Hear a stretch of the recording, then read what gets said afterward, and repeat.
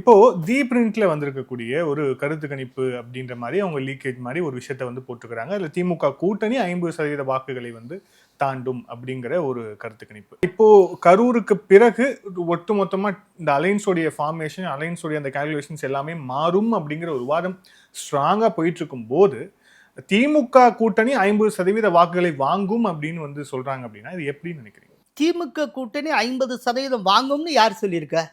திமுகவே எடுத்த சர்வேல சொல்லப்பட்டிருக்கு. யார் சொன்னாங்கிறதா முக்கியம். ஆமா.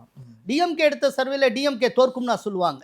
அது வந்து டிஎம்கே தனிப்பட்ட முறையில் எடுத்திருக்கிற சர்வே. அதில் அவங்க என்ன சொல்லியிருக்காங்க அப்படின்னா, ஒரு தொகுதிக்கு 1000 பேருக்கு குறையாமல் 234 தொகுதிகளும் நாங்கள் எடுத்திருக்கோம்.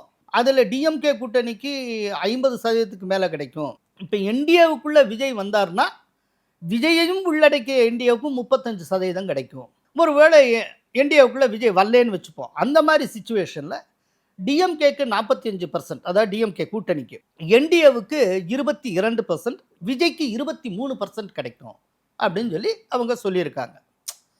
இல்லை என்ன ஒரு முக்கியமான விஷயம் அப்படின்னா, டிஎம்கேக்கு 50% கிடைக்கும் அப்படின்னு சொல்லியிருக்கிறத ரொம்ப மேலோட்டமாக, பெரிய ஆழ்ந்த சிந்தனையே செலுத்தாமல் ரொம்ப மேலோட்டமாக படிக்கிற ஒரு பொலிட்டிக்கல் அனலிஸ்டே சிரிச்சிருவான்.